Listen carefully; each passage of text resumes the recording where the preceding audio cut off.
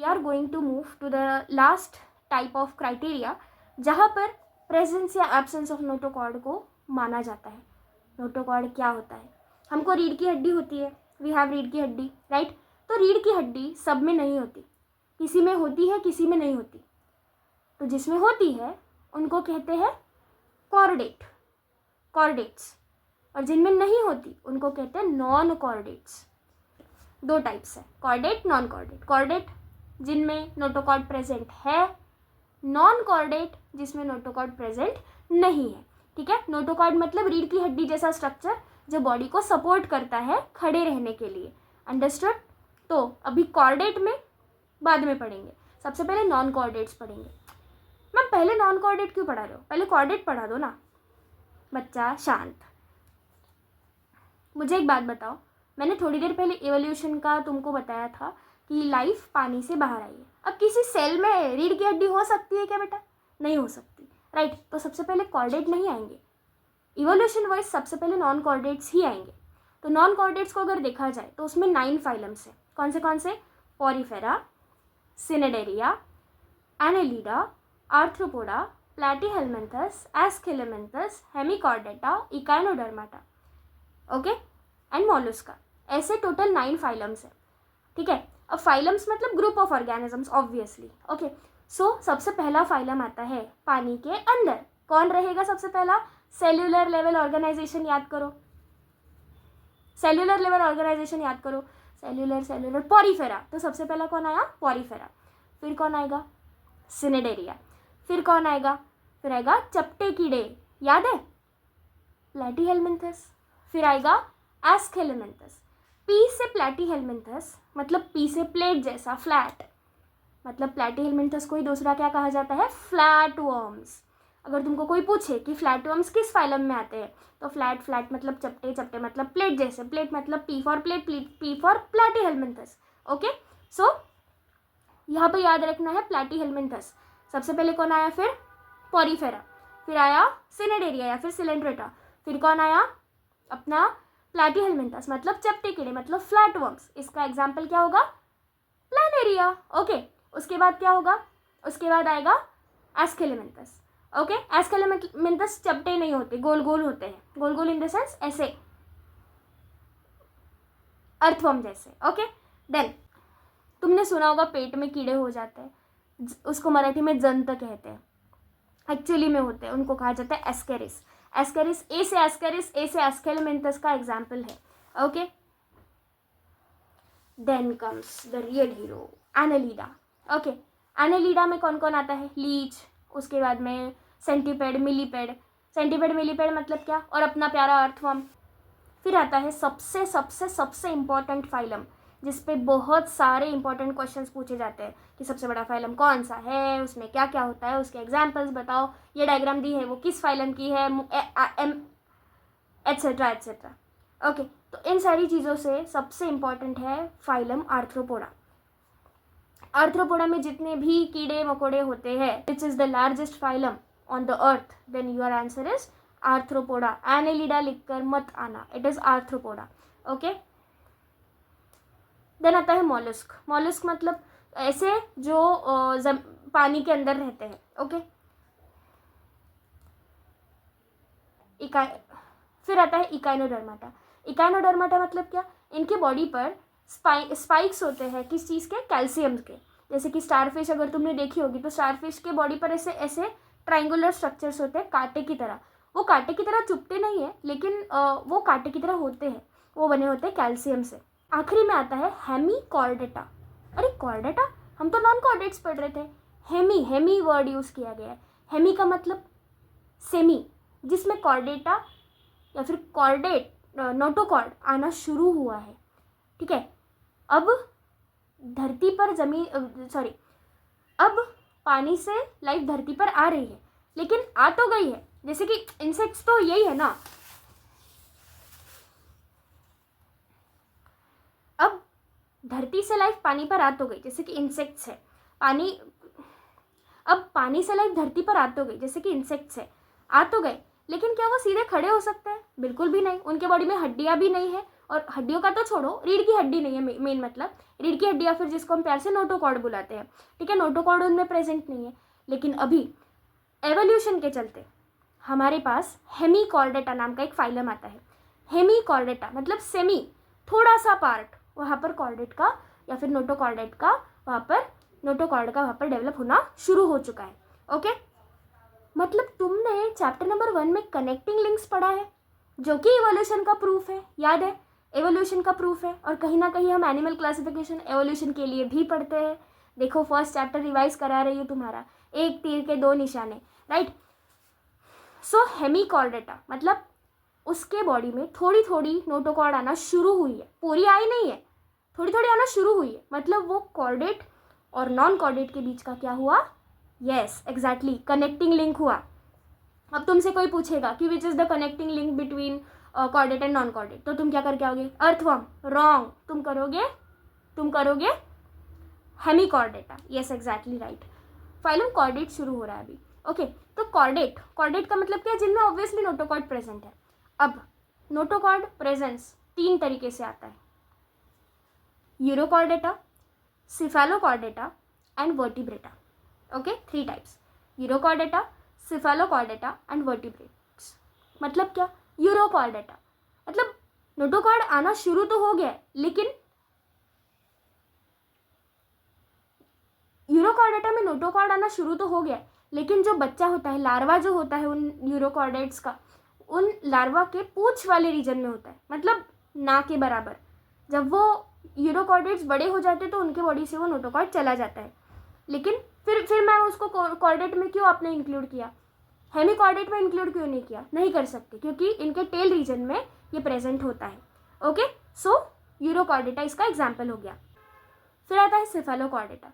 अब इनमें यूरोकॉर्डेटा की जैसा सिर्फ लार्वा एरिया में नहीं होता है, जब एक अडल्ट हो जाता है एक ऑर्गेनिज्म उसमें, तो उसकी पूरी बॉडी में नोटोकॉर्ड प्रेजेंट होता है। नोटोकॉर्ड कहीं जाता नहीं है, ओके, बस वो नोटोकॉर्ड उसकी बॉडी को सपोर्ट करता है। रीढ़ की हड्डी वाला काम नहीं करता है, ओके, बस उसको सपोर्ट करने का काम करता है। Then Vertebrata, as the name suggest, vertebral column develop हो चुका है, राइट। इस तरीके से कौन आया, यूरोकॉर्डेटा, सिफेलोकॉर्डेटा एंड वर्टिब्रेटा।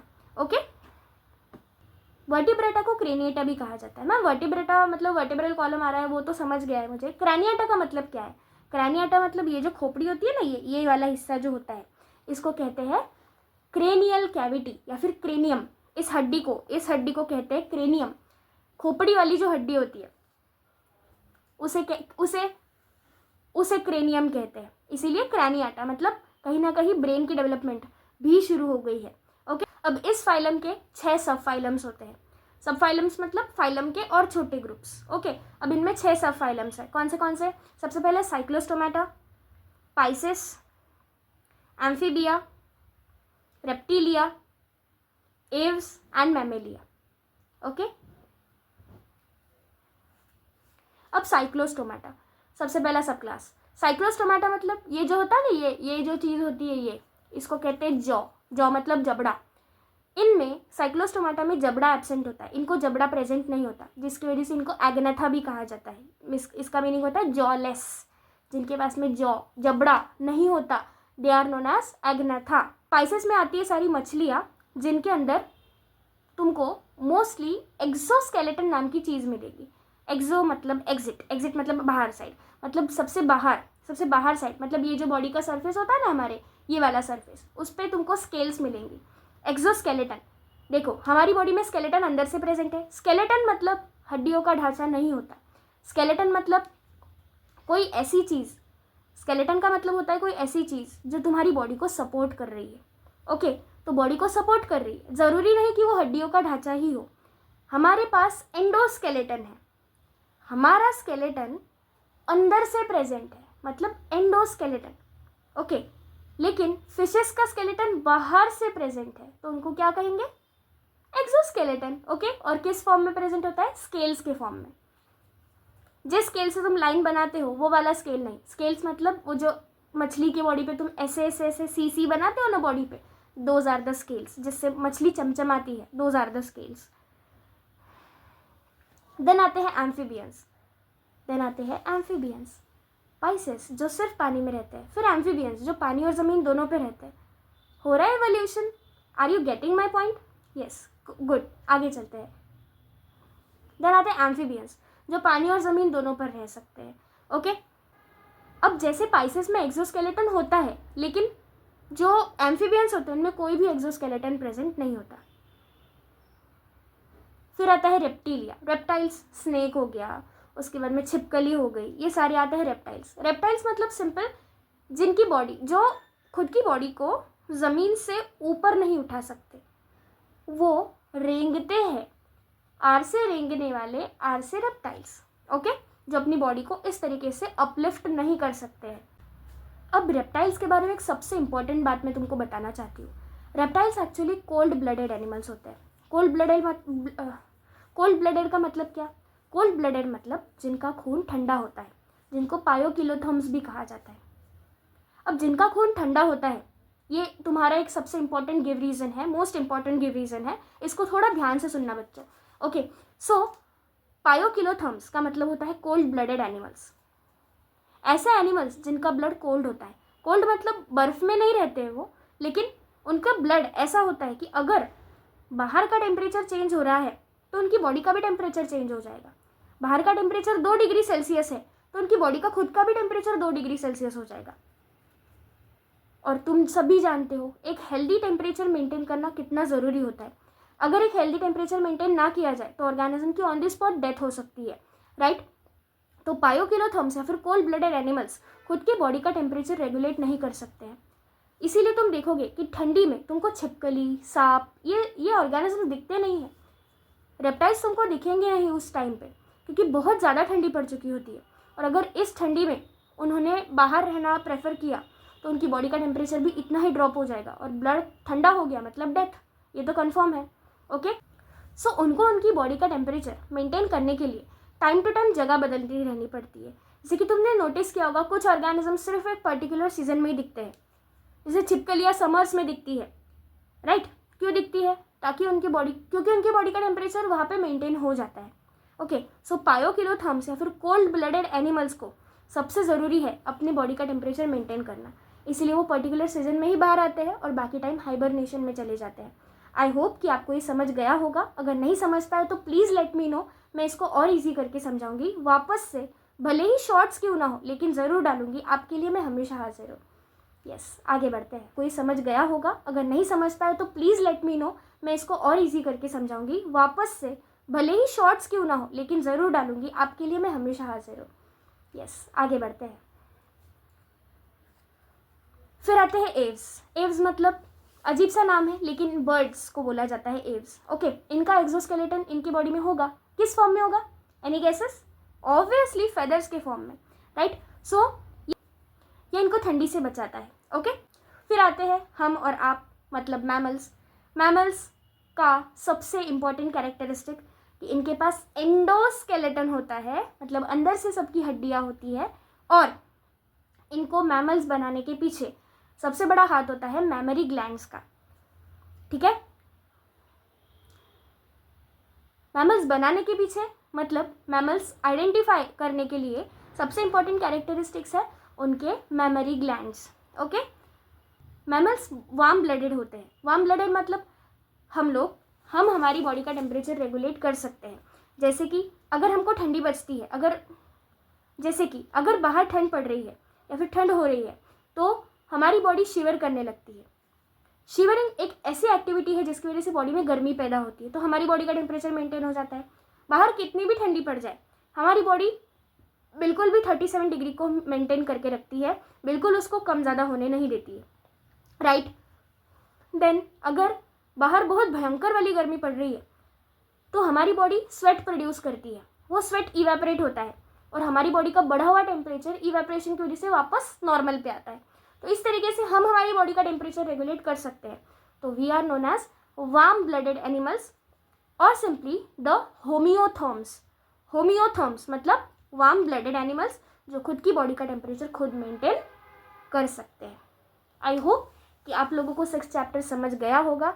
अगर नहीं समझता है तो do let me know, please मेरे कमेंट सेक्शन में कमेंट्स कीजिए, मैम ये नहीं समझा, मैम वो नहीं समझा। एक छोटा वीडियो या एक शॉर्ट्स के या फिर एक कमेंट के या किसी भी तरीके से मैं आप तक आपके हर एक सवाल का जवाब पहुंचाने की कोशिश करूंगी। और इस वीडियो के डिस्क्रिप्शन में आप लोगों को एक नोट्स का PDF मिलेगा, जिसमें मैंने फाइलम्स को लर्न करने का बहुत ही ईजी तरीका आपको दे दिया है।